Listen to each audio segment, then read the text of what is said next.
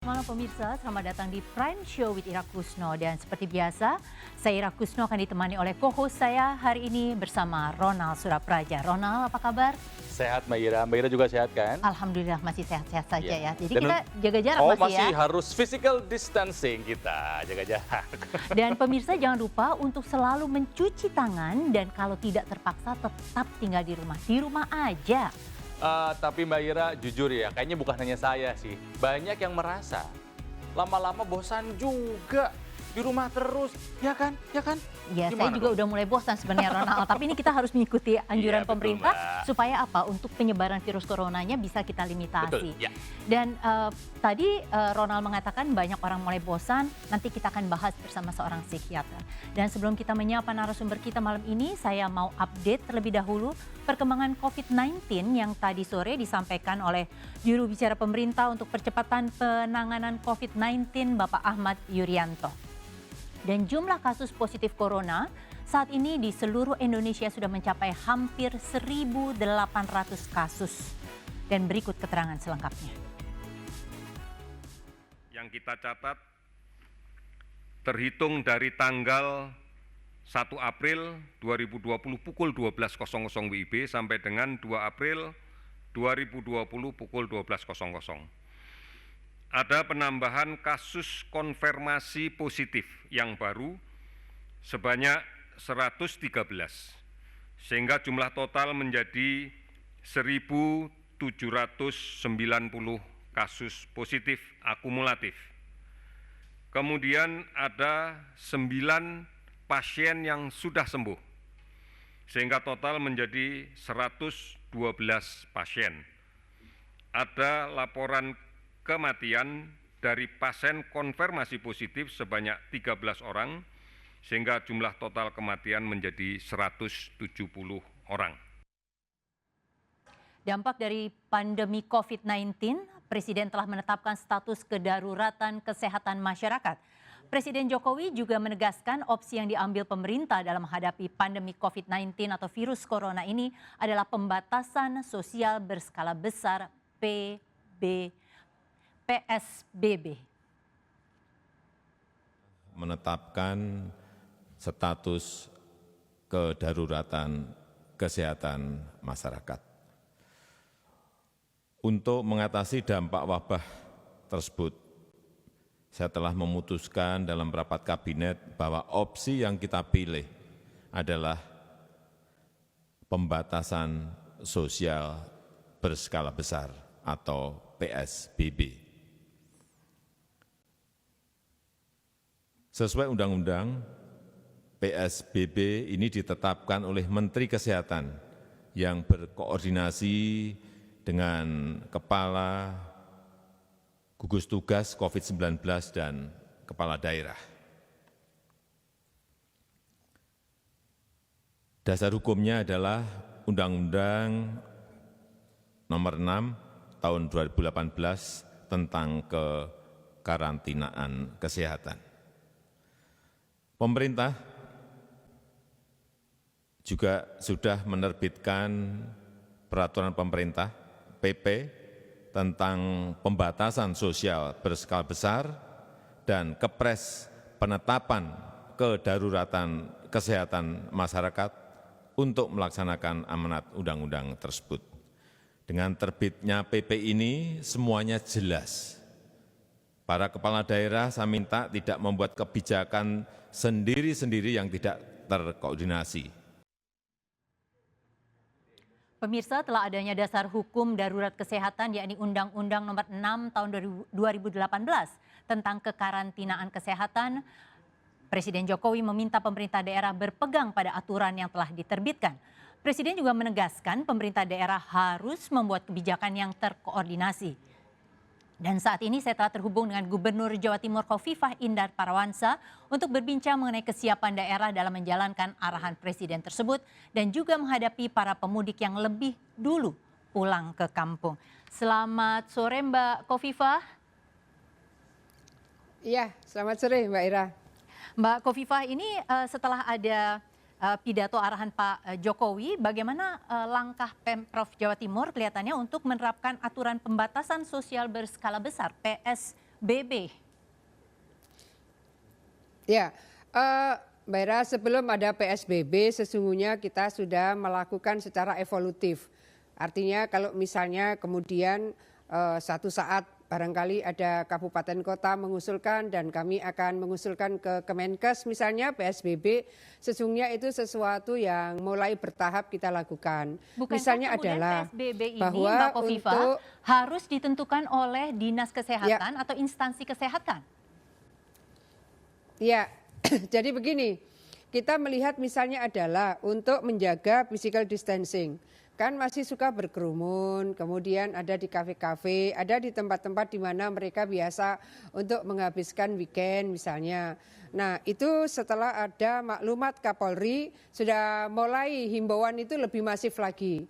Setelah kemudian himbauan lebih masif, kami misalnya juga menghimbau tempat-tempat hiburan, jasa hiburan sebaiknya menutup sementara. Setelah ada maklumat maka kita sudah minta segera ditutup. Dan kemudian ketika tidak ditutup maka kami bersama-sama Kapolda dan Pangdam. Jadi sebelum ada surat edaran Mendagri sebetulnya kita secara de facto koordinasi antara Gubernur, Pangdam dan Kapolda termasuk dalamnya adalah Pak Pangko Armada 2. Ini kita intensif sekali. Oke, Mbak Kofifa, akhirnya kemudian sudah agak Mbak represif. Kofifa, ini kan sebenarnya beberapa daerah di Jawa Timur memang seperti tadi disampaikan sudah mulai duluan ya. Tapi apakah itu masuknya berarti lockdown begitu Mbak? Jadi ada bantuan dari pemerintah setempat kepada warganya atau bagaimana? Enggak, kalau lockdown tidak, tetapi bahwa kami selalu koordinasi dan kita kan seringkali rakor virtual. Apakah bersama Forkopimda ataukah antara gubernur dan bupati wali kota. Saya ingin menyampaikan bahwa de facto bahwa tidak ada kabupaten kota di Jawa Timur yang tidak ada ODP-nya. Kita tidak memasukkan ODR. Karena hari ini misalnya orang yang dari daerah terjangkit bisa saja masuk kategori ODR, risiko rendah maupun risiko tinggi. Tapi pada kualifikasi ODP, PDP dan positif, kita melihat bahwa Jawa Timur ini tidak ada yang bebas ODP. Artinya bahwa proses tracing yang kita lakukan itu kemudian menjadikan kewaspadaan secara lebih masif. Mbak Kofifa, sosialisasi ini memang dengan di provinsi bahasa masing-masing. Di Provinsi Jawa Timur ini sekarang sudah masuk menjadi nomor 4 terbesar dengan penderita positif COVID-19 atau corona ini. Dan sudah dilakukan sebenarnya penyekatan di 19 pintu 103. masuk sejauh ini untuk mencegah para pemudik yang colongan. Jadi sebelum ini mulai ketakutan mungkin dilarang begitu mereka sudah masuk. Apakah penyekatan 19 pintu masuk sejauh ini sudah cukup efektif kelihatannya Mbak? Sebetulnya bukan 19, terakhir itu ada 111 titik yang kita sebut tertib physical distancing. Jadi 111 jalan ini ditutup pada jam-jam tertentu. Ini sudah ada 111. Mungkin maksudnya yang 19 ini adalah kemudian untuk pintu masuk para pemudik begitu atau antar kota? Jadi gini, kan kita punya peta. Jadi saya sendiri sebagai gubernur saya menyurat kepada Ketua Paguyuban Masyarakat Jawa Timur yang ada di Jakarta. Selain dengan Ketua Paguyuban, saya juga bersama Ketua Asosiasi Sate Madura misalnya. Kemudian dengan Bupati Lamongan misalnya. Kita koordinasi bagaimana sebetulnya kita bisa mendengarkan langsung mereka yang sudah pulang, yang sudah mudik duluan.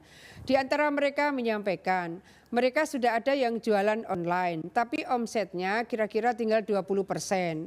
Mereka menyampaikan bahwa mereka membutuhkan misalnya ada satu keputusan yang mereka bisa lebih cepat mendapatkan eksekusinya. Misalnya jadi, adalah cicilan bagi mereka itu. Mbak Kofifa, jadi artinya kalau dari yang masuk ini diwawancara, dicari tahu, kebanyakan mudik ini memang mereka takut tidak bisa pulang atau karena ada tekanan ekonomi atau hal lainnya? Jadi kan banyak mereka ini sebetulnya penjual yang income-nya harian. Mereka adalah penjual soto, mereka adalah penjual penyet tempe, lalu lele penyet, Nah, kemudian penjual sate. Saya berkomunikasi langsung dengan mereka yang sudah pulang duluan. Nah, ketika kemudian mereka sudah tidak memiliki pangsa pasar yang memungkinkan mereka bisa survive di Jabodetabek, maka kemudian mereka mengambil posisi dengan pulang kampung, mereka tidak kontrak, dengan pulang kampung mereka bisa lebih hemat pengeluaran mereka. Maka yang harus dilakukan adalah masing-masing daerah, saya rasa sekarang ini RT RW kalau ada tamu meskipun dia sesungguhnya adalah warga di situ, kemudian mereka baru pulang bukan hanya dari Jabodetabek termasuk dari Surabaya misalnya pekerja migran misalnya, mereka sudah harus lapor ke RT RW dan sampai kepala desa. Ya, Mbak Kofifa, kita sudah meminta, saya Mbak Kofifa, sendiri meminta para kamituo. Mereka harus lapor begitu. Tetapi kan ini pemerintah juga baru mengeluarkan imbauan lagi gitu ya, dan bukan larangan bahwa sebaiknya tidak pulang, tapi kalau pulang itu harus mengisolasi diri 14 hari dan berstatus ODP. Kurang lebih seperti yang disampaikan oleh Mbak Kofifa ini. Betul, jadi harus ada penanganan sampai ke tingkat RT RW. Tapi bagaimana kemudian mengeceknya Mbak dengan segitu banyak, dan apalagi juga physical distancing, jaga jarak, ini pastinya tidak bisa secara mutlak dilakukan. Ya, mungkin Mbak Ira bisa membuat pemetaan betapa tidak mudahnya. Tapi bahwa koordinasi kami dengan bupati yang kebanyakan memang ini kabupaten, misalnya adalah Trenggalek, Tulungagung, Lamongan, dan 4 daerah di Madura, kita sebetulnya melakukan pemeriksaan berlapis. Ini sudah 2 minggu terakhir lebih lah, 2 minggu lebih. Pemeriksaan berlapis itu kan diketahui nih, kalau misalnya mereka sewa kendaraan tertentu, bahkan sewa bis. Lalu dari pihak kepolisian ya bersama TNI sudah bersama-sama akan meminta isi dari penumpang dari kendaraan itu turun, dicek KTP, kemudian mereka busnya disemprot disinfektan dan seterusnya. Lah, kalau misalnya kemudian mereka ini masuk pada titik tertentu, maka proses berikutnya dari kecamatan yang saya minta untuk menyiapkan ruang observasi atau ruang isolasi berbasis kecamatan. Ini daerah-daerah yang mengetahui bahwa warganya memang banyak yang merantau, mereka sudah melakukan penutupan jalan tertentu sehingga katakan Trenggalek hanya bisa mengakses 3 jalan saja kalau mau ke Trenggalek, siapapun gitu. Oke, Mbak Nah, di desa-desa sudah banyak yang hanya membuka 1 pintu. Ya. Mbak Kofifa, kalaupun itu jalan ditutup, tetapi ini kan puncak mudik kelihatannya masih belum ya. Ini apalagi tidak ada larangan akhirnya. Itu apa yang mau dilakukan? Karena penyebaran dari Jakarta misalnya saat ini terpantau paling banyak ya Mbak, walaupun 8.000 setiap hari kurang lebih masuk ke Jawa Timur, itu dari berbagai macam wilayah. Tapi karena sekarang sudah ada di mana-mana, kira-kira apa yang mau dilakukan Mbak? Kewalahan nggak dengan menghadapi kira-kira serbuan orang dari luar yang nggak tahu nih kira-kira bagaimana kondisinya? Ya. Sejak awal sebetulnya saya ingin sampaikan Mbak Ira, dari awal saya sudah membangun tagline gotong royong melawan COVID. Artinya bahwa anjuran saya Pak Kamituo, kalau ada rumah silakan itu rumah disiapkan untuk menjadi ruang isolasi. Kenapa? Karena tidak semua yang seharusnya melakukan isolasi mandiri ternyata mereka tidak punya kamar khusus di rumah itu. Jadi yang melakukan isolasi mandiri mereka harus tinggal di kamar yang khusus. Itu tingkat Kamituo, berarti tingkat dusun. Kemudian tingkat desa juga begitu, tapi yang kami ingin address sebetulnya adalah yang berbasis kecamatan. Kenapa? Karena ini akan langsung connect dengan puskesmas. Kalau puskesmas di Jawa Timur bisa dipastikan semua ada dokternya. Kalau puskesmas pembantu belum tentu setiap hari ada dokternya. Oleh karena itu yang kita ingin fokuskan adalah bagaimana di setiap kecamatan itu ruang-ruang pertemuan disiapkan sebagai ruang observasi.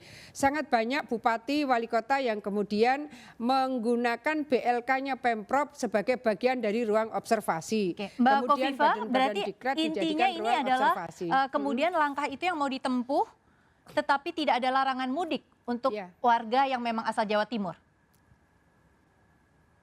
Nggak, kalau saya sudah menyampaikan sebetulnya lebih terlindungi kalau mereka berada di rumah. Artinya lebih himbauan ya? Karena mereka harus aman, himbauan. Saya menyampaikan himbauan ini bahwa bagi warga Jawa Timur yang merantau, mereka akan lebih terlindungi jikalau mereka tinggal di rumah. Kapan mereka kemudian keluar rumah dan kemudian mereka mengambil posisi mudik, maka mereka sudah harus pada posisi yang nanti di daerah mereka akan melalui tahapan-tahapan seperti yang tadi saya sampaikan. Dan tidak bisa Saat langsung itu kita bertemu dengan menyebut keluarganya. ODN, orang dengan resiko. Ya, terima Ya. kasih Mbak Kofifa. Lalu Selamat kita juga ya. sudah mengirim. Oke, ya. Ya, terima kasih Mbak Kofifa. Selamat sore, malam. Mbak Ida. Dan mudik merupakan budaya lokal yang selalu dilakukan masyarakat Indonesia. Takut ada imbauan larangan mudik, sejumlah warga ada yang telah mudik terlebih dahulu di tengah pandemi COVID-19 ini. Sesaat lagi akan kami bahas, tentunya masih di Prime Show with Ira Kusno.